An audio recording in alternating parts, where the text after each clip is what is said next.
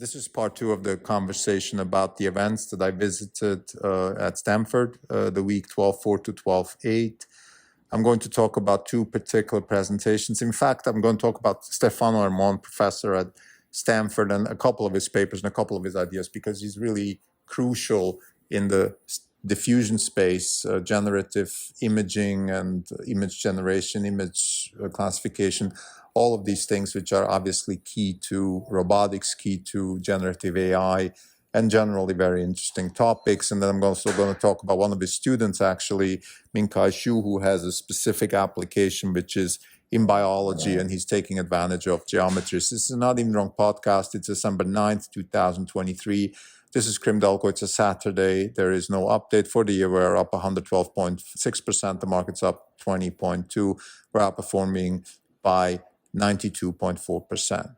Stefano Ermon is a really interesting character because he is, first and foremost, is one of the pioneers in diffusion models, which are obviously very big right now. He gave a presentation at the annual meeting of the Stanford Center for Image Systems and Engineering, SCIEN, and he was introduced as one of the pioneers by George Wettstein, the leader of the institute and also professor of engineering. And then when I went through the papers and sort of the work that Stefano did, I realized how important he is. Now, his work is really sort of at the crossroads of mathematical modeling, probabilistic modeling, and AI. In other words, he's sort of really in the meat of the mathematics that are necessary to develop computational models to make sense out of data. Okay, so he could be applying his knowledge to astrophysics, to economics, to any field that requires an intelligent form to deal with data. He's applying it to generative AI, which of course is also why the hype is so big. Just to give you a sense, his student Minkai Xu gave a talk at CS 224W. That's Yura Leskovetz's class about graph learning. He has 3,600 views within 2 days, which I think for a class lecture, it's just amazing how overwhelmed this field is in general. But let's get back to Stefano. So I want to talk about three specific things. First one is diffusion models. So there's a paper that was actually written at Stanford in collaboration with Berkeley, which kind of opened the doors for diffusion models. The key idea is actually comes from physics. You can think of it like in the following way. You throw a stone on a surface, and then you want to see how the heat dissipates on that surface. The idea is that you have a heat kernel, that's the technical term, so you have this point, and from there, heat dissipates. And it dissipates in a certain way. It's called the Markovian process. And what's interesting about this is that you can model the way this dissipates, and now you translate this to an image. You take an image, and then you add noise in this certain way. So let's say in a Markovian way, so every step doesn't depend on the step before. There's a certain formula of how you do this until you get to, let's say, fully random situation. And then you denoise that back. So now you learn how that was done. You learn how the cat image was noised into total random noise.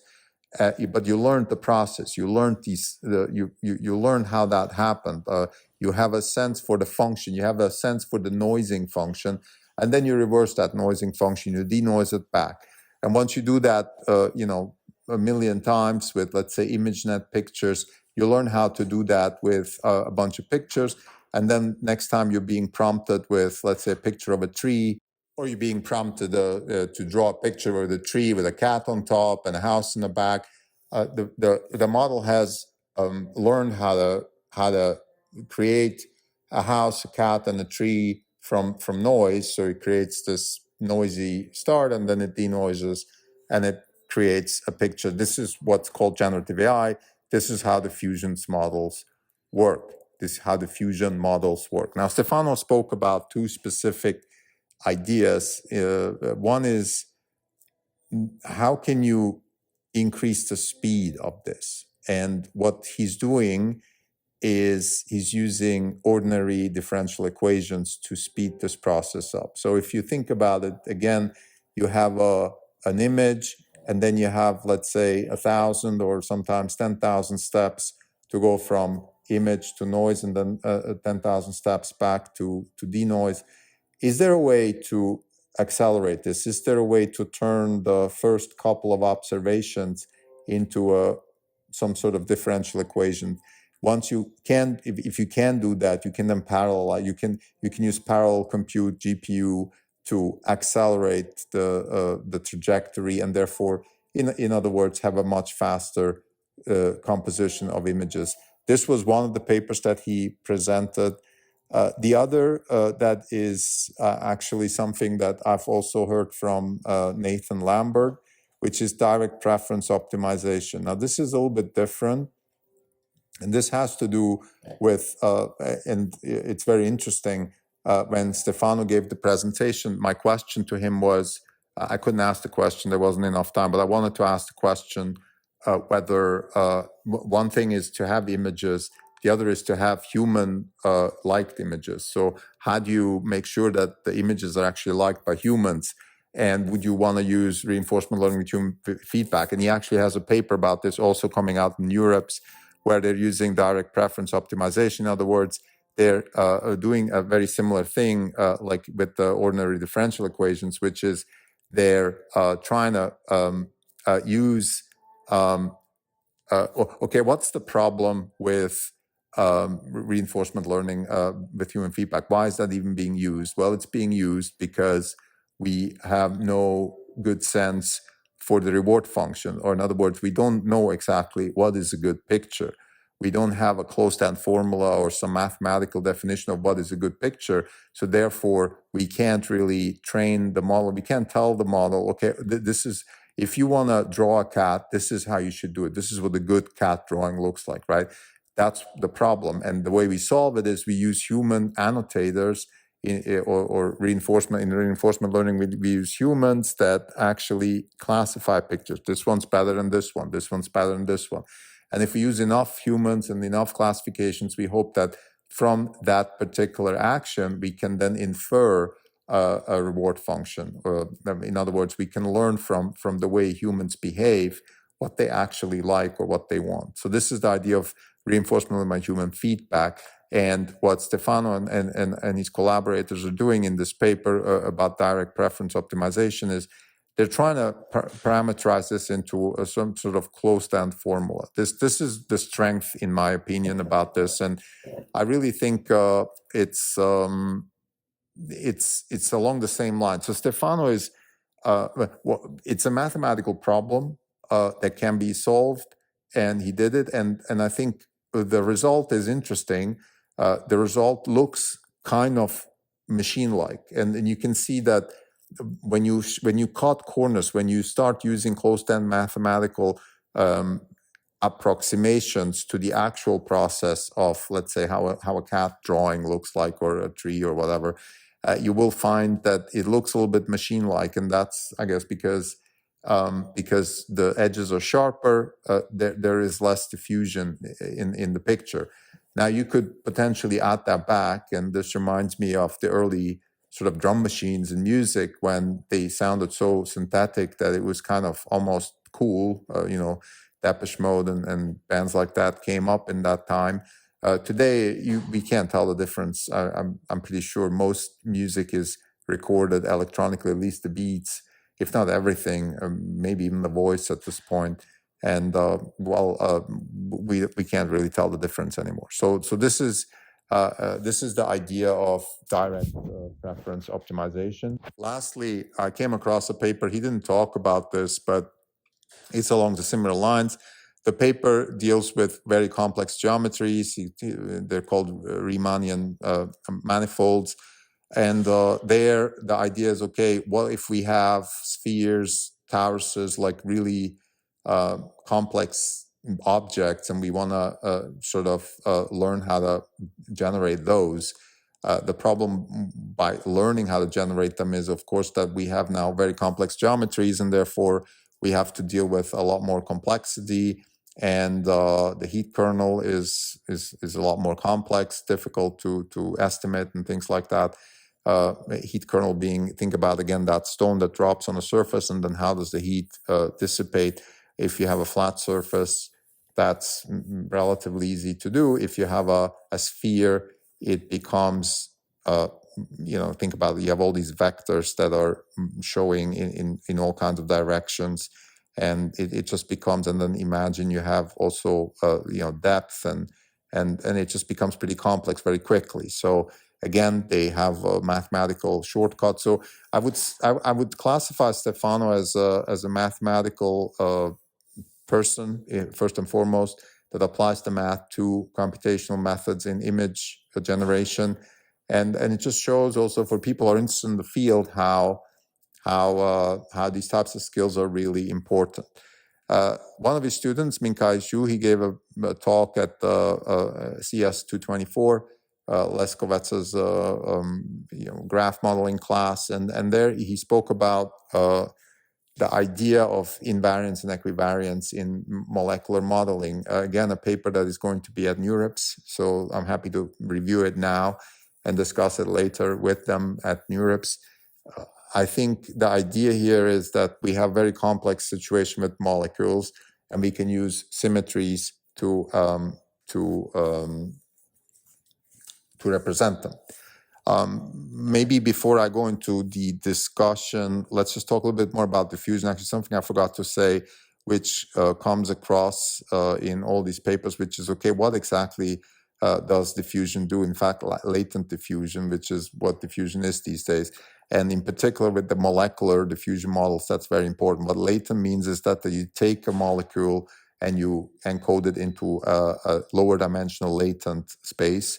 You use variational autoencoders, which means that you encode the actual molecule, you encode it into a lower dimensional latent space, but you do it in a sort of probabilistic way. So that means you're not super precise because you're accounting for potential mistakes or just inaccuracies in the encoding space. So you have this variational autoencoder, and then from that thing gets diffused, it gets noised up to full randomness, and then denoised, and then back encoded into the actual molecule. And what you have here is, and this is very reminiscent of sort of multimodal generative modeling, which is you have, on the one hand, you have the shape of the molecule, so you have a sort of graph representation of the shape in form of coordinates. So you have the nucleus here and the electrons there, and things like that. And then you have also a matrix with features of the molecule, charge, angular momentum, that kind of thing. And you can learn both in tandem, and equivariance and invariance takes advantage of symmetries. What does that mean? Invariance means that if I do a rotation on the molecule, then all the features won't change, right? The charge, the angular momentum, all of that stuff is not going to change if I do a rotation on the molecule. In fact, the sum of those things won't change. They individually might change, but the sum won't change, and sometimes also they individually might not change. Equivariance means that if I change, let's say, the angular momentum in the input, then the angular momentum in the output will change too. So invariance means that if I do a change in the input, the output will stay the same. Simple example: if I rotate the picture of a cat, the cat will look the same in the rotation. And equivariance means if I change something in the input, let's say if I paint the cat black up on the right side of the ear, then that same blackness will be also on the output. Those are symmetries that can be used for computational speed up, complexity, and also you can learn from them. Symmetries are really important in the sense that you can really save yourself a lot of computational complexity, data, speed, and you can improve the accuracy by taking advantage of them. So Minkai was talking about this. The reason I mentioned this is part part of my review, but I really find this stuff very, very important also for robotics. Robotics operating in four-dimensional space, in fact, has to be able to take advantage of latent space variational autoencoding. It has to take advantage of symmetries, equivariance, invariance. So those are very important factors that I want to see in robotics, and I'm pretty sure I will. It also plays a big role, of course, in material science. Those are the two things that I'm going to focus on at NeurIPS, which is how can we use AI for material science, and then how can we use AI for robotics. So to summarize two presentations in part two of my events discussion, one is Stefano Ermon. He is a probabilistic modeling expert, and he was talking about how to improve diffusion models with ordinary differential equations, also how to improve the quality of pictures by using direct preference optimization, DPO, instead of reinforcement by human feedback. Also how to use generative AI for complex modeling by using mathematical tools from diffusion and translate them with some geometric algebra into more complex spaces such as torus or a sphere. And finally, Minkai Xu, one of his students, who is working on visualizing molecules and also learning how molecules behave, by the way, not just visualizing them. So you have not just the visual representation, but also the feature representation, charge, or angular momentum, and things like that. And you can take advantage of invariance and equivariance, in other words, symmetries that can be exploited. Thank you.